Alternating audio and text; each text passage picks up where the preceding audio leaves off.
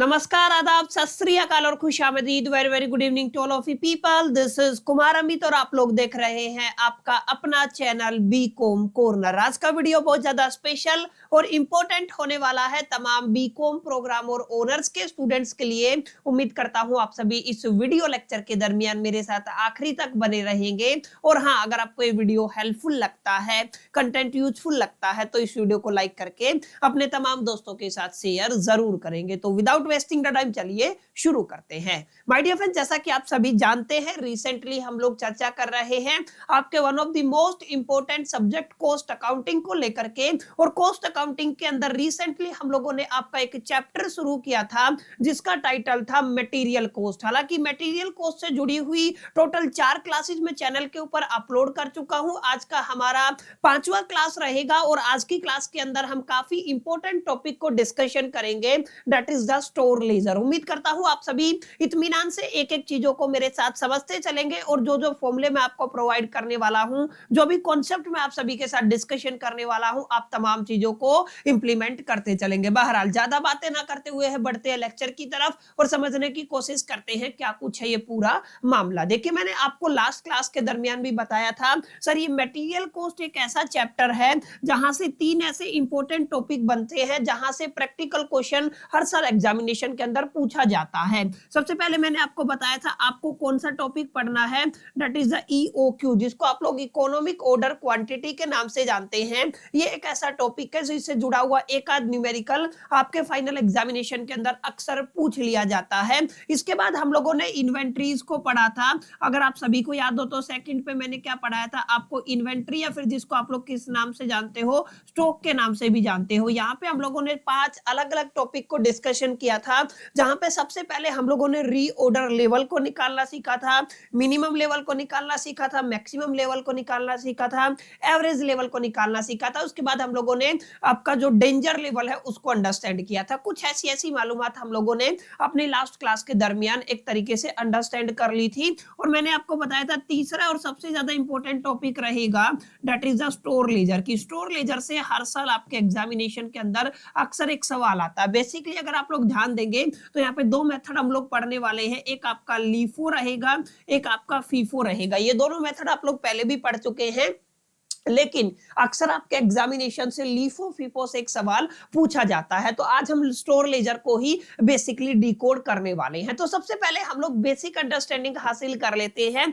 इस store laser का meaning क्या होता है। देखिए, स्टोर लेजर सीधा सीधा आप लोग ये मान के चले रिकॉर्ड मेंटेन करना है। आपके पास जो भी स्टॉक पड़ा हुआ है, कितना स्टॉक आपने रिसीव किया, कितना स्टॉक आपने इशू किया और आपके पास बैलेंस कितना बचा हुआ है। अगर आप इन तीनों चीजों को मेंटेन करते हैं एज ए स्टोर कीपर या जो भी आपका मैनेजमेंट का काम होता है, अगर आप लोगों ने रिसीव जो अमाउंट हुआ है उसको एक तरीके से रिकॉर्ड कर लिया, इशूइंग अमाउंट को रिकॉर्ड कर लिया या इन्वेंट्री को रिकॉर्ड कर लिया और बैलेंस कितना बचा हुआ है, ये तीनों चीजें अगर आपने एक तरीके से रिकॉर्ड कर ली ना, तो आप सभी के लिए काफी चीजें आसान हो जाती है। जैसे बैलेंस के भी यहाँ पे आप लोग ये आइडिया लगा सकते हैं हमें कब और कितना ऑर्डर दोबारा प्लेस करना है। समझ में आया ना, कितना ऑर्डर हमारे पास बाकी है, कौन से स्टॉक को हमें पहले निकालना है, कौन से स्टॉक को हमें एक तरीके से होल्ड करके रखना है। ये तमाम चीजों का एक सिस्टमैटिक रिकॉर्ड आप तभी मेंटेन कर पाएंगे जब आप फर्स्ट टाइम क्या मेंटेन करते हैं, स्टोर लेजर मेंटेन करते हैं। तो स्टोर लेजर आप लोग सिस्टमैटिक वे में इन तमाम चीजों का रिकॉर्ड रखना ही क्या कहलाता है, स्टोर लेजर कहलाता है। यानी आप लोग ये कह सकते हैं स्टोर लेजर का मतलब क्या होता है, एक ऐसा रिकॉर्ड जो मेंटेन किया जाता है। इसको कौन मेंटेन करके चलता है, आपका स्टोर कीपर मेंटेन करके चलता है। जहां पे क्या शो किया जाता है, रिसिप्ट को शो किया जाता है, आपने कितना इशू किया है मटेरियल उसको शो किया जाता है, कितना बैलेंस बचा हुआ है कि उसको शो किया जाता है। अब ध्यान रखिएगा, ये जो आपका सिर्फ मटेरियल की क्वांटिटी नहीं बल्कि उसके साथ उसकी वैल्यू को भी यहाँ पे रिकॉर्ड किया जाता है। यानी कि जो भी अमाउंट आप लोग, यानी कि जो भी चीजें आप लोग यहाँ पे रिकॉर्ड करते हैं, तो न केवल आप लोग उसकी क्वांटिटी पर फोकस करते हैं, मेरी बातों को ध्यान से समझिएगा।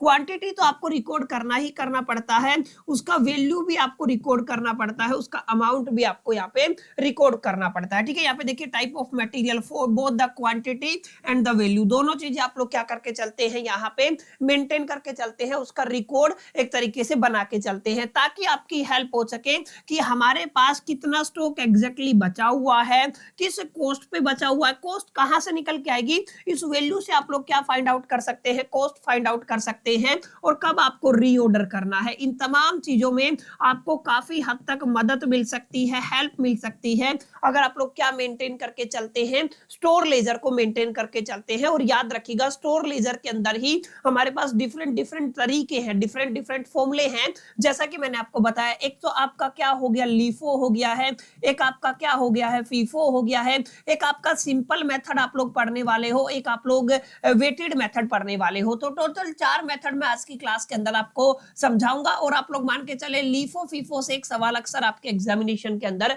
पूछा जाता है, बिल्कुल सिंपल सा मामला है, कोई ज्यादा डिफिकल्ट टास्क आपको यहाँ पे देखने की जरूरत नहीं रहने वाली है, ठीक है। तो आई होप कि इतनी क्लैरिटी मिली होगी कि ये स्टोर लेजर क्या होता है। बेसिक सी बात है, आपको रिसिप्ट को शो करना है, कितना बैलेंस बचा हुआ है, मटेरियल के केस में कितना इशू कर दिया, उसकी बेसिकली क्वांटिटी के साथ वैल्यू को मेंटेन करना, यही क्या कहलाता है, स्टोर लेजर कहलाता है। और काफी हद तक स्टोर लेजर की अगर आप लोग एडवांटेजेस की बात करते हैं तो हमारे पास काफी हद तक काफी ऐसे एडवांटेजेस हैं जो काफी मदद करते हैं। जैसे पहला एडवांटेजेस क्या है, अगर आपको मटेरियल से जुड़ा हुआ कंप्लीट रिकॉर्ड मेंटेन करना है तो वो कहां पे मिलेगा, जब आप लोग स्टोर लेजर मेंटेन करके चलेंगे, समझ में आया। दूसरा आप लोग ये कह सकते हैं सर अगर आपको मटेरियल कॉस्ट को कंट्रोल करना है तो मटेरियल की कॉस्ट जाननी पड़ेगी, और ये हम लोग जब आप वैल्यू को रिकॉर्ड करते हैं ना तो वहीं से पता चल जाता है। यानी आप लोग कह सकते हैं अगर आप लोग मटेरियल कॉस्ट को कंट्रोल करना चाहते हैं तो उस केस में हमारी स्टोर लेजर हेल्प करता है। इसी तरीके से वेस्टेज से प्रिवेंट करने के लिए आपका ये काफी हद तक मदद करने वाला है। आप अगर स्टॉक की पोजीशन जानना चाहते हैं तो उसमें भी आपकी मदद करेगा। अच्छा, प्राइसिंग और प्लानिंग में काफी हद तक ये आपकी हेल्प करने वाला है। क्लियर, कौन, स्टोर लेजर, याद रखिएगा। इसके अलावा ये सपोर्ट करता है स्टॉक वेरिफिकेशन में, ठीक है ना। स्टॉक वेरिफिकेशन में कौन सपोर्ट करता है, आपको स्टोर लेजर सपोर्ट करता है। तो माय डियर फ्रेंड्स, आप लोग इन शॉर्ट में ये कह सकते हैं सर ये सारी चीजें स्टोर लेजर के एडवांटेजेस आप लोग कह सकते हैं, या आप लोग दूसरा क्या कह सकते हैं, सर ये इसके ऑब्जेक्टिव रहने वाले हैं जिनको आपको थोड़ा सा पढ़ लेना है। ये तमाम चीजें अगर आप लोग एग्जामिनेशन के अंदर लिख के आते हैं तो थोड़ा आपका जो कॉन्सेप्ट की अंडरस्टैंडिंग को लेकर के ना आपका डेप्थ बनता है। सीधी सी बात, एग्जामिनर को पता चलता है कि बच्चे ने काफी हद तक मेहनत की हुई है, इसको स्टोर लेजर को लेकर के काफी हद तक काफी बुनियादी समझ है, तभी वो सारे पॉइंट लिख पा रहा है। और यहाँ पे कोई रॉकेट साइंस नहीं है, ये वो तमाम चीजें हैं जो अक्सर आप लोग सेमेस्टर दर सेमेस्टर पढ़ते आए हैं। ऑब्वियस सी बात है, आप लोगों के मैक्सिमम यूनिवर्सिटीज के अंदर कोर्स को चौथे सेमेस्टर के अंदर पढ़ाया जाता है, तो 3 सेमेस्टर से आप लोग निकल चुके हैं और ये सारी बातें आप लोग कहीं ना कहीं बैकएंड पे जानते हैं। बस इनको अगर आप लोग एक बार रिकॉल कर लेंगे तो चीजें ज्यादा बेहतर होती चली जाएंगी। क्लियर है। तो यहां तक तो हमने बेसिक चीजें अंडरस्टैंड की है, that is the store laser क्या होता है, उसके एडवांटेजेस या ऑब्जेक्टिव क्या है। अब सबसे जरूरी बात और प्रैक्टिकल एस्पेक्ट हम लोग शुरू करने वाले हैं। सर हम क्या पढ़ेंगे, important method of pricing material issue. समझ में आया, जब भी एक मटेरियल को इशू किया जाता है तो उसके प्राइसिंग से जुड़े हुए, यानी कि उसकी प्राइसिंग से जुड़े हुए कुछ इंपॉर्टेंट मेथड है। अभी मैंने आपको बताया 4 मेथड हम लोग पढ़ेंगे, लिस्ट में 5 दिए हुए हैं। सबसे पहले आप लोग पढ़ने वाले हो लीफो, जिसका फुल फॉर्म होता है, सबसे पहले आप लोग फीफो पढ़ेंगे, ठीक है ना। फीफो जिसका फुल फॉर्म होता है फर्स्ट इन फर्स्ट आउट, याद रखना है। फीफो हम लोग पढ़ने वाले हैं। उसके बाद आप लोग लीफो पढ़ेंगे, यानी कि लास्ट इन फर्स्ट आउट, इसका फुल फॉर्म होता है। इसके बाद आप लोग पढ़ोगे वेटेड एवरेज प्राइस को। इसके बाद आप लोग पढ़ने वाले हो सिंपल एवरेज प्राइस को, और स्पेसिफिक प्राइस मेथड हमारे सिलेबस के अंदर नहीं है तो हम लोग इसको स्किप कर सकते हैं, लेकिन आपको पता होना चाहिए ये भी इसी का हिस्सा होता है। समझ में आया। तो हमारे सिलेबस के अंदर कितने मेथड है my dear friends, total 4 method हैं जिनको हमें पढ़ना है। सबसे पहले फीफो पढ़ेंगे, फर्स्ट इन फर्स्ट आउट इसका फुल फॉर्म होता है। फिर हम लोग क्या पढ़ने वाले हैं, लीफो पढ़ने वाले हैं, लास्ट इन फर्स्ट आउट इसका फुल फॉर्म होता है। इसके अलावा वेटेड एवरेज प्राइस आप लोग पढ़ोगे, इसके बाद सिंपल एवरेज प्राइस आप लोग पढ़ने वाले हो। क्लियर है। अब यहां से एक प्रैक्टिकल क्वेश्चन उठ के आता है, उस पर मैं आप सभी के साथ साथ चर्चा करूंगा, लेकिन उससे पहले आप लोग समझिएगा सर, अभी अभी जो आपने टॉपिक पढ़ा है ना उसी के ऊपर क्वेश्चन आएगा। सर हमने क्या पढ़ा है, स्टोर लेजर पढ़ा है, और स्टोर लेजर के फॉर्मेट को अंडरस्टैंड करना बड़ा जरूरी हो जाता है। माने फॉर्मेट के अंदर क्या क्या चीजें डालनी है। एक बार फॉर्मेट का ब्रेकडाउन आपको समझ में आ गया तो जब आप लोग लीफो मेथड अप्लाई करेंगे, फीफो मेथड अप्लाई करेंगे तो आपके लिए सहूलियत होने वाली है, आसानी होने वाली है। तो एक बार हम लोग सबसे पहले क्या देखने वाले हैं,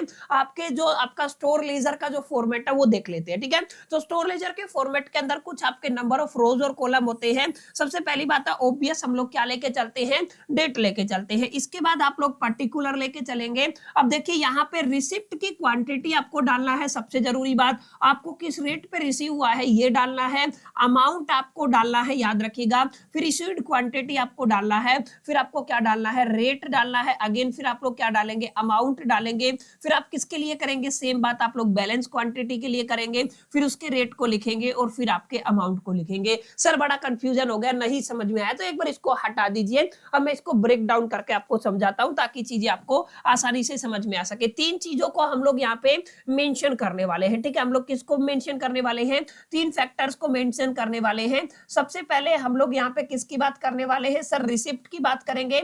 उसके बाद सर हम किसकी बात करने वाले हैं, हम लोग इशूड क्वांटिटी की बात करने वाले हैं। सर उसके बाद हम लोग किसकी बात करने वाले हैं, बैलेंस की बात करने वाले हैं। क्लियर, तो इन तीनों चीजों की हम लोग यहाँ पे चर्चा करेंगे। किसके अंदर चर्चा करने वाले हैं, स्टोर लेजर के फॉर्मेट के अंदर चर्चा करने वाले हैं। अब आपको ध्यान ये रखना है, इन तीनों के दो दो फैक्टर हम लोग लेके चलेंगे। समझ में आया, हम लोग कितने फैक्टर लेके चलेंगे, दो दो फैक्टर लेके चलेंगे। जैसे आपने रिसिप्ट क्वांटिटी या रिसीव्ड क्वांटिटी को लिखा है, ठीक है, आपने किसको मेंशन किया है, रिसीव्ड क्वांटिटी को। तो रिसीव्ड क्वांटिटी में हम लोग क्या करने वाले हैं, आपने रिसीव्ड क्वांटिटी एक तरीके से मेंशन किया। उसके बाद हम देखेंगे उसके रेट को, ठीक है, अलॉन्ग विद हम उसकी अमाउंट को भी यहाँ पे मेंशन कर देंगे। तो ये दो चीजें हम लोग करने वाले हैं हर एक पर्टिकुलर फैक्टर के साथ। जैसे आपने इशूड क्वांटिटी को यहाँ पे मेंशन किया है, मान लीजिए आपने किसको मेंशन किया है, इशूड क्वांटिटी को, किस रेट पर बेसिकली, और आपका अमाउंट क्या है, यहाँ पे भी हम लोग क्या करने वाले हैं, दोनों चीजों को मेंशन करने वाले हैं।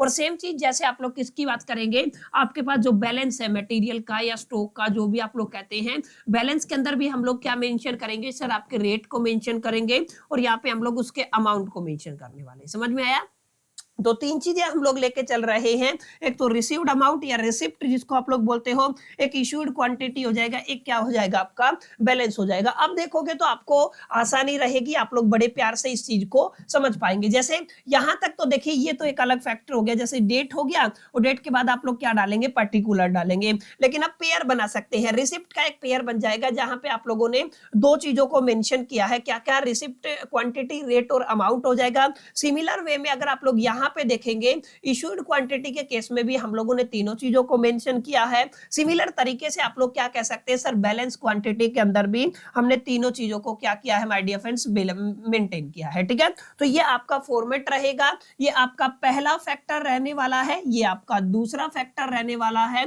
और ये आपका तीसरा फैक्टर रहने वाला है, जिसको हमें मेंटेन करना है अपने स्टोर लेजर के फॉर्मेट के अंदर। और याद रखिएगा ये फॉर्मेट काफी इंपॉर्टेंट रहेगा जब आप लोग सोल्व करने वाले हैं एक पर्टिकुलर न्यूमेरिकल को by the LIFO method, by the FIFO method. ये आपको थोड़ा सा ध्यान में रखना। और यहां से स्टार क्वेश्चन आता ही आता है, आप लोग मेक श्योर करके इस चीज को अपने दिलो दिमाग और जहन में बैठा लीजिए कि इस फॉर्मेट के बिना चीजें काफी डिफिकल्ट रहेंगी। पहले मेरा, जैसा कि आप सभी जानते हैं, मेरी जो एक टीचिंग स्टाइल है उसमें बेसिक सी बात है, पहले मैं सारे कॉन्सेप्ट क्लियर करता हूं ताकि जब हम न्यूमेरिकल पर अप्रोच करें ना तो हम लोग ये समझ पाए कि मैंने कौन सी अप्रोच से क्वेश्चन को सोल्व किया है। ऐसा नहीं है कि मैंने कॉन्सेप्ट पढ़ा रहा हूं बीच में न्यूमेरिकल सोल्व करा रहा हूं तो उससे आपकी एक तरीके से है ना अडेप्टेबिलिटी में काफी दिक्कत आती है। तो आप लोग ध्यान रखिएगा, सारी चीजें, सारे कॉन्सेप्ट को पहले मैं बिल्ड कराऊंगा, उसके बाद हम लोग न्यूमेरिकल पर शिफ्ट होंगे। एक स्पेशल क्लास लेके आएंगे इस क्लास के बाद जहां पर तमाम इंपॉर्टेंट न्यूमेरिकल्स और पीवाईक्यूज को मैं आप सभी के साथ डिस्कस करने वाला हूं। ठीक है,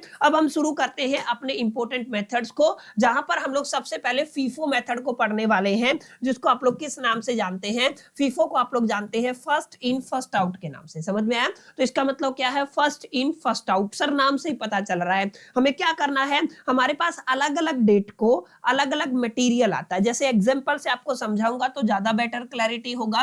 लेट अस से मैं किसी भी एक मेडिकल स्टोर का एग्जांपल ले लेता हूं, क्लियर। तो हम लोग क्या कहेंगे, हम एक मेडिकल स्टोर का एग्जांपल ले लेते हैं। अब मेडिकल स्टोर के अंदर अक्सर आप सभी ने देखा होगा, यहाँ पे आप सभी को अलग अलग दवाइयां या मैं कहूंगा स्टॉक मंगाना पड़ता है। अब जैसे कि मैंने सबसे पहले एक स्टॉक मंगा लिया 1 जनवरी को, लेट अस से मैंने कितने को मंगवाया, 1 जनवरी 2026 को मैंने टोटल 500 यूनिट्स मंगवा ली, क्लियर है, किसी एक पर्टिकुलर दवाई के बैच की, क्लियर है। अब अगर आप लोग सेकंड लेके चलते हैं, लेट अस से मैंने 1 फेब को भी आपका क्या आपका 2 फेब को क्या मंगवाया है, एक और बैच मंगवाया है, एक और आपकी दवाई मंगवाई है जो आपकी 200 यूनिट की रहेगी। कुछ भी आप लोग मटेरियल में यूज कर रहा हूं सब, ठीक है ना। इसके बाद आपने एक तीसरा आपने क्या किया है, लेटर से आपने 3 तारीख तीसरे महीने के अंदर मार्च के अंदर आपने एक और स्टॉक मंगवाया है जहां पे हमने 100 यूनिट्स का ऑर्डर किया है, क्लियर है। अब हमें क्या करना है, चौथे नंबर पे हमें मान लीजिए हम लोगों ने अप्रैल यानी कि मार्च के बाद क्या आएगा अप्रैल 2026 के अंदर एक और स्टॉक मंगवाया है जहां पे मैंने 200 यूनिट्स का ऑर्डर दिया है, क्लियर। अब आपको ध्यान क्या देना है माय डियर फ्रेंड्स, यहाँ पे समझने वाली बात क्या है, समझने वाली बात ये है कि सर यहाँ पर अगर आप लोग फोकस करते हैं ना, तो मैं कोई भी आपका मटेरियल हो, स्पेसिफिकली मेडिकल के अंदर अगर आप लोग देखते हैं तो इनकी अपनी एक एक्सपायरी डेट होती है। इस स्टॉक की क्या है, एक आपकी एक्सपायरी डेट होती है, ठीक है। तो एक्सपायर डेट होती है इनके ऊपर। अब इस तरीके से इसको यूटिलाइज करना है इस स्टॉक को हमें कि कोई भी दवाई हमारी एक्सपायर ना हो, हमारा स्टॉक मेंटेन रहे, क्वांटिटी मेंटेन रहे, बैलेंस मेंटेन रहे। तो इस केस में हम लोग 2 मेथड लगाते हैं, FIFO first in first out method लगाते हैं, और एक होता है आपका लीफो जिसको आप लोग कहते हो लास्ट इन फर्स्ट आउट। माने अगर आप लोग इसको नाम से देखेंगे, फर्स्ट इन माने जो माल पहले आया है, जो माल पहले आया है, जो माल पहले आया है उसको आपको पहले आउट करना है। माने जैसे सबसे पहले मैंने कितना ऑर्डर मंगवाया था, 500 यूनिट्स मंगवाया था, फिर मैंने 200 यूनिट्स मंगवाया था, फिर मैंने आपका 100 यूनिट्स मंगवाया था, फिर मैंने आपका 200 यूनिट्स मंगवाया था। एक एग्जांपल से आपको लेता हूं, इस पर्टिकुलर मेडिकल स्टोर के पास लेट अस से कि 400 यूनिट्स का ऑर्डर आ गया। आप लोग क्या कह सकते हैं, सर कितनी यूनिट्स का ऑर्डर आ गया है, 400 यूनिट का ऑर्डर आ गया है। और अगर आप लोग ध्यान दीजिएगा, ये 400 यूनिट ये यहां से उठा करके दे देता है जो आपका बाद में मटेरियल आया है। तो ऑब्वियस सी बात है, ये नीचे से ऊपर चलेगा तो ये वाले स्टॉक के एक्सपायर होने की प्रोबेबिलिटी, पॉसिबिलिटी, संभावना ज्यादा रहती है। अगर आप लोग फर्स्ट इन फर्स्ट आउट वाला मेथड लगाते हैं तो ये क्या कहता है, जो स्टॉक आपने पहले मंगवाया था, सर सबसे पहले कौन सा स्टॉक आया था, हमारा इस डेट वाला स्टॉक आया था, यहाँ पे कितनी यूनिट पड़ी हुई है। अब एक और चीज याद रखिएगा, लेट अस से ये वाला स्टॉक है हमारा 2 रुपए के हिसाब से आया है, ठीक है ना। ये वाला जो स्टॉक है ये 2.5 रुपए के हिसाब से आया है, और ये वाला जो स्टॉक है मैंने मान लिया पर यूनिट की बात कर रहा हूं, ये 3 रुपए के स्टॉक के हिसाब से आया है, और ये लास्ट वाला कितने के हिसाब से आया है, लेट अस से 4 रुपए के हिसाब से आया, क्लियर है। अब ध्यान क्या रखना है, अगर हमें इशू करना है 400 यूनिट्स को, और अगर हम first in first out method को इंप्लीमेंट करते हैं, तो मेरे पास सबसे पहले जो मटेरियल आया था मैं यहां से 500 में से कितनी क्वांटिटी उठा करके दे दूंगा, 400 यूनिट्स इशू कर दूंगा, क्लियर है। और 400 यूनिट्स किस रेट पे है, मेरे पास 2 रुपए के रेट्स पे है। तो अगर आप लोग अमाउंट अगर वैल्यू निकालते हैं तो निकालते हैं तो कितना आएगा, 800 रुपए आ जाएगा, समझ में आया। तो इसी के बाद अगर अगला ऑर्डर आएगा तो यहाँ पे जो 500 में से 400 गया तो कितने का बैलेंस बचा, 100 का बैलेंस बचा। मैं पहले इसको इश्यू करूंगा, उसके बाद फिर मैं 200 यूनिट्स पर जाऊंगा, समझ में आया। यानी कि जो माल पहले आया उसको पहले इश्यू करना, वो क्या कहलाता है, आपका फीफो मेथड कहलाता है, फर्स्ट इन फर्स्ट आउट, समझ में आया। अगर आप लोग लीफो की बात करते हैं, किसकी बात करते हैं, लीफो की बात करते हैं, तो लास्ट में जो आया है ना, तो 400 यूनिट है तो मैं 200 यहां से उठा करके दे दूंगा और 100 यहां से उठा करके दे दूंगा, कितना होगा 300, और मैं 100 यहां से उठा करके दे दूंगा। माने जो पहले आप अगर फीफो मेथड की बात करते हैं तो यहाँ पे फीफो तो हो गया, लीफो की बात करते हैं तो लास्ट वाला हम लोग पहले उठा करके देते हैं, समझ में आया। तो ये 2 मेथड है, याद रखिएगा, एक क्या है आपका लीफो है, एक क्या है आपका फीफो है, क्लियर है। एक क्या है आपका लीफो है, एक क्या है आपका फीफो है। हमने क्या पढ़ा है, हमने सबसे पहले फीफो पढ़ा है। फीफो का मतलब फर्स्ट इन फर्स्ट आउट, ये मैं समझा चुका हूं। अब यहाँ पे ध्यान रखिएगा, इसका मतलब क्या है, द मटेरियल परचेज फर्स्ट, याद रखिएगा। इसके अंदर क्या होता है, जो मटेरियल आपने पहले खरीदा है उसको हम पहले इश्यू करते हैं, समझ में आया? जो मटेरियल आपने पहले खरीदा उसको पहले इशू किया, या आप लोग कह सकते हो जो पुराना माल पड़ा है उसको हम लोग पहले क्या करते हैं, इशू करते हैं ताकि एक्सपायर ना हो। समझ में आया? अगर आप लोग प्रिंसिपल की बात करते हैं तो ऑब्वियस सी बात है, मैंने बताया जो आपने पहले प्राइस रखा उसको पहले इशू करेंगे, जो लेटेस्ट प्राइस है उसको हम लोग स्टॉक में रखेंगे, ठीक है, एक्सपायरी से बचने के लिए, व्हाटएवर कोई भी सर्कमस्टेंसेस हो सकता है, लेकिन ये बेसिक है। जैसे एग्जांपल मैंने दिया था, अभी एक और एग्जांपल ले लेते हैं, प्रैक्टिकल एग्जांपल। मैं इसको किससे सोल्व करने वाला हूं, मैं इसको आपका फीफो मेथड से सोल्व करूंगा। फीफो माने फर्स्ट इन फर्स्ट आउट से हम लोग इसको सोल्व करने वाले हैं। अब यहाँ पे रिसिप्ट मेरे को कितना हुआ है ध्यान रखिएगा, रिसीव हुआ 100 यूनिट मेरे को 10 रुपए के हिसाब से रिसीव हुए हैं, तो टोटल कितना अमाउंट हो गया, 1000 वैल्यू हो गया है। 200 यूनिट मेरे को मिला है 12 रुपए के हिसाब से, तो कितना हो गया 2400 हो गया है। अब मेरे पास ऑर्डर आया, मेरे को इशू कितना करना है, 150 यूनिट्स इशू करना है, और मेरे को किस मेथड का इस्तेमाल करना है सर, मेरे को ये आपका जो फीफो मेथड है, मेरे को किसका इस्तेमाल करना है, फीफो मेथड का इस्तेमाल करना है। फीफो मेथड ये कहता है पहले आपको क्या करना है, आपको उस मटेरियल को निकालना है जो आपके पास पहले पहुंचा हुआ है। सर पहले कौन सा पहुंचा हुआ है, मेरे पास 100 यूनिट आया हुआ है, ऑर्डर कितने का है, 150 का है, तो मैं सबसे पहले तो आपका 100 यूनिट निकालूंगा, याद रखिएगा, इन 100 यूनिट्स को इशू करूंगा जो 10 रुपए के हिसाब से आई है, तो मेरे पास वैल्यू कितनी बन जाएगी माय डियर फ्रेंड्स, 1000 रुपए बन जाएगी। समझ में आया? तो मेरे पास कितना बन गया, 1000 रुपया बन गया। अब 50 जो यूनिट कम है मैं इन 200 में से उठा लूंगा, मेरे को 50 यूनिट यहां से क्या कर देनी है, इशू कर देनी है। किस रेट से आया था, 12 12 5 60, कितना हो जाएगा, 600 का वैल्यू आ जाएगा, ठीक है। अगर आप लोग टोटल करते हैं तो कितना हो जाएगा, 1600 रुपए का वैल्यू मेरे को यहाँ पे मिलने वाला है इस स्टॉक को लेकर के, जो मैं 150 यूनिट क्या करने वाला हूँ, इशू करने वाला हूँ बाय द मेथड फीफो। किस मेथड के बिहा पे, फीफो मेथड के बिहा पे। जो पहले आया, पहले ये वाला मटेरियल आया है, फिर आपका ये वाला आया, समझ में आया? अच्छा, स्पेसिफिक डेट मेंशन होती है, याद रखिएगा, तो हम लोग जब न्यू क्वेश्चन सोल्व करेंगे ना तब आपको और बेटर क्लैरिटी होगा। वैसे तो सीधी सीधी बात है यार, पहले आया है उसको पहले दे दो, बाद में आया है आप लोग उसको बाद में इशू कर, ठीक है। तो ये आपका क्या है, फीफो मेथड है। अब यहाँ पे किसकी बात हो रही है, लीफो की, लास्ट इन फर्स्ट आउट, माने जो आपका लास्ट में मटेरियल आया उसको पहले इशू करना है। Last material purchase issued first, यही बात मैंने आपको बताई, जो आपने लास्ट में मटेरियल परचेज किया है उसको पहले इशू करना है। समझ में आया? यानी कि हम लोग किसका इस्तेमाल करने वाले हैं, लेटेस्ट स्टॉक का इस्तेमाल करने वाले हैं पुराने स्टॉक से पहले। Are you getting my point? हम लोग क्या करेंगे, लेटेस्ट स्टॉक का इस्तेमाल करेंगे पुराने स्टॉक से पहले। बेसिक सी बात है, कोई रॉकेट साइंस नहीं है, आप लोग एग्जांपल से भी समझ सकते हैं। यहाँ पे देखिए, यहाँ पे वैल्यू चेंज होगी। अगर आप लोग लेटेस्ट स्टॉक को पहले निकालेंगे तो 200 यूनिट्स के अंदर से ही मैं कितनी यूनिट निकाल दूंगा, 150 यूनिट्स निकाल दूंगा, और मेरे को कितने रुपए का पड़ा है, एक यूनिट मेरे को 12 रुपए का पड़ा है। तो मैं क्या कर सकता हूँ माय डियर फ्रेंड्स, मल्टीप्लाई कर सकता हूँ। क्या कर सकता हूँ, मल्टीप्लाई कर सकता हूँ। अगर आप लोग बेसिक कैलकुलेशन करेंगे तो हम लोग क्या कर सकते हैं, बेसिक कर सकते हैं, इस 150 को मल्टीप्लाई कर देंगे 12 से, तो मेरे को कितना रुपया मिला, मेरे को जो वैल्यू मिला है वो 1800 रुपए का मिला है। तो मैं डायरेक्ट वैल्यू ही लिख देता हूं, कितने रुपए का मिला है, मेरे को 1800 रुपए का वैल्यू मिला है। अब ध्यान दीजिएगा, यहाँ पे मैंने कौन से मेथड का इस्तेमाल किया है सर, मैंने यहाँ पे आपके लीफो मेथड का इस्तेमाल किया है, last in first out method का इस्तेमाल किया, ठीक है। तो अगर आप लोग देखेंगे तो सेम क्वेश्चन था और यहाँ पे वैल्यू में बदलाव आया है, चेंज आया है। अगर आप लोग लीफो की बात करते हैं तो लीफो के केस में हमारा वैल्यू कितना आया है, ये ध्यान दीजिएगा, मेरे पास लीफो के केस में वैल्यू आया है 1800 रुपए का।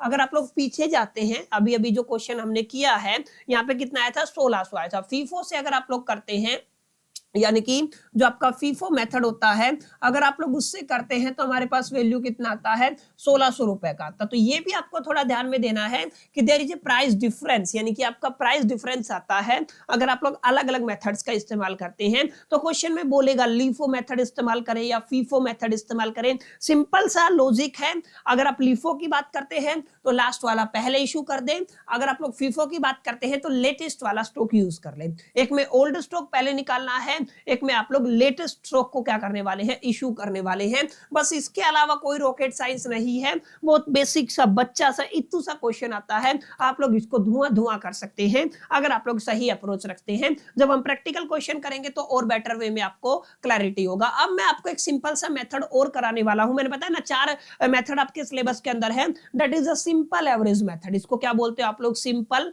एवरेज मेथड बोलते हो। एवरेज निकालना है, किसका निकालना है अभी मैं समझाऊंगा। एवरेज एवरेज निकालना है इस मेथड के अंदर, use simple average method, material are issued at the average of the price. समझ में आया ना, लास्ट का, ओल्ड का, नए का सब चक्कर छोड़ दीजिए। इस केस में हमें क्या करना है, मटेरियल को इशू करना है। क्या करना है, इशू करना है किसके ऊपर, एवरेज ऑफ द प्राइस के ऊपर। किसके ऊपर, average of the price of a material in stock, ठीक है ना। हमें इग्नोर कर देना है क्वांटिटी को, हमें केवल जो आपके पास माल पड़ा हुआ है उसका क्या निकाल लेना है, एवरेज प्राइस निकाल लेना है। ये आपको थोड़ा ध्यान में रखना है। क्या निकाल लेंगे, एवरेज प्राइस, और एवरेज प्राइस के बिहाफ पे आप लोग स्टॉक इशू करेंगे। समझ में आया, लेटेस्ट के हिसाब से या ओल्ड के हिसाब से नहीं करने वाले हैं। Only price is average, not the quantity. समझ में आया, हमें केवल प्राइस को क्या करना है, एवरेज करना है, क्वांटिटी को एवरेज नहीं करना है। सर क्या कह रहे हो, नहीं समझ में आया, अभी मैं आपको समझाऊंगा, पहले आप लोग फॉर्मूला समझे, ठीक है। एवरेज कैसे निकलेगा,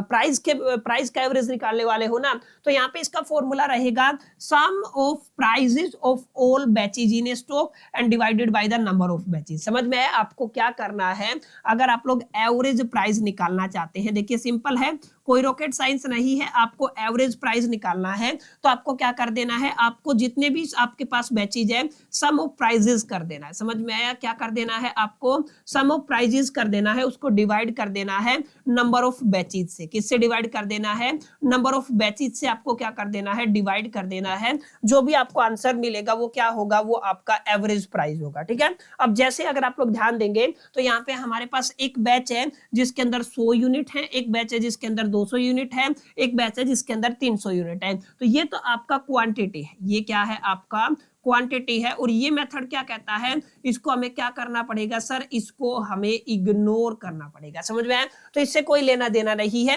ये आपका बैच नंबर 1 है, B1 कह देता हूं, ये आपका बैच नंबर 2 है, इसको B2 कह देता हूं, ये आपका बैच नंबर 3 है, इसको B3 कह देता हूं। प्राइस देखिए, क्या करिए, प्राइस देखिए, तो मेरे को एवरेज प्राइस निकालना है, याद रखिएगा, मेरे को क्या निकालना है, मेरे को एवरेज प्राइस निकालना है। तो कैसे निकालेंगे सर, आपका 10, 12 और 14 हर एक बैच का प्राइस आप लोगों को प्लस कर देना है, यानी कि 10 है, फिर प्लस में 12 है, फिर आपका कितना है, प्लस में 14 है। नंबर ऑफ बैच कितने हैं, 3 बैच है, इनको 3 से डिवाइड कर देंगे तो देखिए कितना हो गया, 10 और 12 कितना हो गया, 22 हो गया है, 22 और 4 26 और 10 आपका कितना हो जाएगा, 26, कितना हो गया, 4 और 2 6, ठीक है ना। तो ये आप टोटल करेंगे तो कितना हो जाएगा, करिए इसको टोटल, देखिए 4 और 2 कितना हो गया, 6 हो गया, 1 1 1 3, टोटल कितना हो गया, 36 हो गया।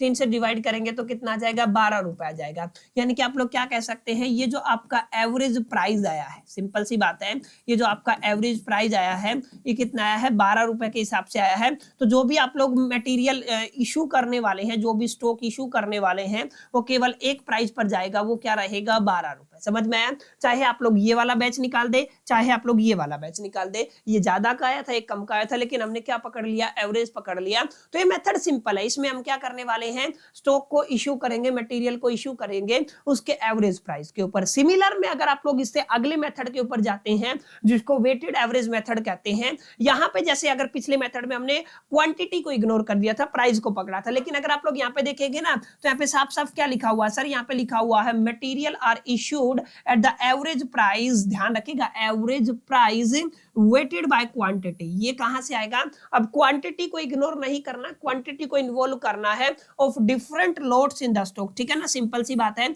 अब किसका एवरेज लेके चलना है, क्वांटिटी का एवरेज लेके चलना है, पहले हम लोग प्राइस का एवरेज लेके चलते थे, ठीक है। जैसे अगर आप लोग इसके फॉर्मूले की बात करते हैं, टोटल वैल्यू ऑफ स्टॉक, आपको क्या निकालना है, टोटल वैल्यू ऑफ स्टॉक। अब याद रखिएगा वैल्यू की बात हो रही है, क्या करना है, आपको वैल्यू को डिवाइड कर देना है आपको टोटल क्वांटिटी इन स्टॉक से, ठीक है ना। तो टोटल क्वांटिटी, यानी कि मैं इसको टोटल क्वांटिटी ही लिख देता हूं, ठीक है। तो ये क्या हो जाएगा, टोटल क्वांटिटी। अब सर ये क्या लफड़ा है, नहीं समझ में आया, अभी मेरी बात ध्यान से समझिएगा, जब आपको क्लैरिटी होगा। हम क्या कह रहे हैं, वेटेड एवरेज प्राइस, तो मैं इसको लिख रहा हूं weighted average price, short abbreviation लिख रहा हूं WAP से, ठीक है ना। ये वाला फॉर्मूला आपको याद रखना है। वैल्यू के अंदर 2 फैक्टर आ जाते हैं, क्या आ जाते हैं, वैल्यू के अंदर 2 फैक्टर आ जाते हैं, याद रखिएगा। वैल्यू अगर आप लोग निकालना चाहते हैं तो वैल्यू के लिए एक फॉर्मूला देता हूं सर, वैल्यू के अंदर आपको क्या पकड़ना है, क्वांटिटी को मल्टीप्लाई कर देना है उसके प्राइस से, क्वांटिटी को क्या करना है, उसके प्राइस से मल्टीप्लाई कर देना है। जैसे ये सेम क्वेश्चन अगर आप लोग यहाँ पे देखें, ये वाला 100 यूनिट 200 300, ठीक है, ये वाला सेम क्वेश्चन अगर मैं उठा के चलता हूं, अगर आप लोग ध्यान देंगे, आपके पास कितनी यूनिट है, 100 यूनिट है, ठीक है। किस रेट पे है, 10 रुपए के हिसाब से है, ठीक है ना। उसके बाद आपके पास कितनी यूनिट है, 200 यूनिट है। किस रेट पे है, 12 रुपए के हिसाब से है। उसके बाद आपके पास कितनी यूनिट है, 300 यूनिट है। किस रेट के हिसाब से है, 13 रुपए के हिसाब से। समझ में आया। तो हमें टोटल किसका लेना है, वैल्यू का लेना है। सर वैल्यू कैसे निकलेगा, आपको क्वांटिटी को प्राइस से मल्टीप्लाई करना पड़ेगा। क्वांटिटी को प्राइस से मल्टीप्लाई करते हैं तो 1000 आ जाएगा। अगर आप 12 दूनी 2400 आ जाएगा। अगर आप लोग यहाँ पे मल्टीप्लाई करते हैं 13 26 13 3900 आ जाएगा। समझ में आया। अगर आप इसको टोटल कर देते हैं तो ये क्या आ गया, आपका वैल्यू आ गया। ये क्या है, ये आपका प्राइस है, ठीक है ना। और ये क्या है, आपका क्वांटिटी है। समझ में आया, 3 चीजें हो गई हैं। अब आपको इनका सम करना है। जैसे आपका 0 हो गया, 0 होगा, 9 और 4 आपका कितना हो जाएगा, 13। 1 चला जाए 3 2 5 और आपका कितना हो गया, 2 7 यानी कि 7300 आ जाएगा। ठीक है। अब ये जो वैल्यू आया है टोटल वैल्यू, अगर आप लोग WAP निकालना चाहते हैं तो टोटल वैल्यू कितना है सर, आपका 7300 आया है। इसको डिवाइड कर देना टोटल क्वांटिटी से, 100 प्लस 200 300 और 300 कितना हो गया, 600। तो हम लोग क्या करेंगे, इसको डिवाइड कर देंगे 600 से, 0 कैंसिल हो जाएगा। 73 को 6 से डिवाइड करेंगे तो हमारे पास एवरेज निकल आएगा। समझ में आया। तो बेसिक फॉर्मूला है, यहाँ पे आपको क्या करना है, टोटल वैल्यू ऑफ स्टॉक लेके चलना है। क्या लेके चलना है, टोटल वैल्यू ऑफ स्टॉक लेके चलना है। टोटल क्वांटिटी इन स्टॉक से डिवाइड कर देना है। आपको जो मिलेगा वो आपको वेटेड एवरेज प्राइस मिल जाएगा। एक और क्वेश्चन अगर आप लोग देखेंगे तो यहाँ पे क्वांटिटी देखिए कितना यूनिट है, 100 यूनिट है। 10 के हिसाब से 1000 हो गया है। आपकी 200 यूनिट है, 12 के हिसाब से 2400 हो गया है। अगर आप लोग यहाँ पे 300 के हिसाब से निकालते हैं 14 तो कितना हो जाएगा, 4200 हो गया। मैंने 12 के बाद 13 रुपए के हिसाब से कैलकुलेट किया था, याद होगा। इसने कितने पे कर दिया, 14 पे। टोटल कितना हो गया, 7600। और आपको क्या करना है, ये 600 क्या है, याद रखिएगा, ये 600 है क्वांटिटी का टोटल। किसका टोटल है, क्वांटिटी का। भाई 200 प्लस 100 कितना हो गया, 300 और 300 600। ठीक है ना। अब फॉर्मूला क्या कहता है, WAP बराबर है टोटल वैल्यू। आपको क्या करना है सर, टोटल वैल्यू लेके चलना है, उसको डिवाइड कर देना है टोटल क्वांटिटी से। तो मैं TQ लिख देता हूं इसको। ठीक है।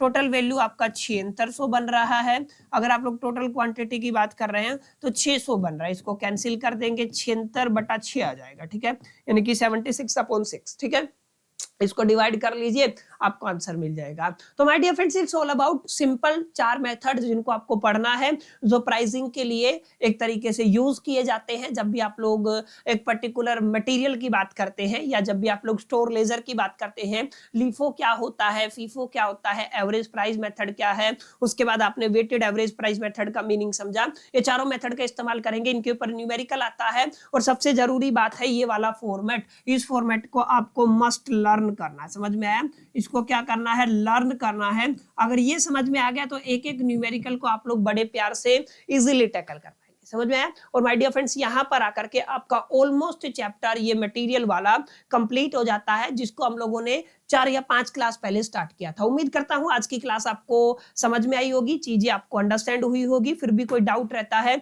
तो कमेंट में जरूर बताइएगा। एज सुन एज पॉसिबल मैं रिप्लाई करने की कोशिश करूंगा। इस वीडियो के अंदर इतना ही, मिलते हैं नेक्स्ट वीडियो के अंदर। जब तक के लिए कीप लर्निंग।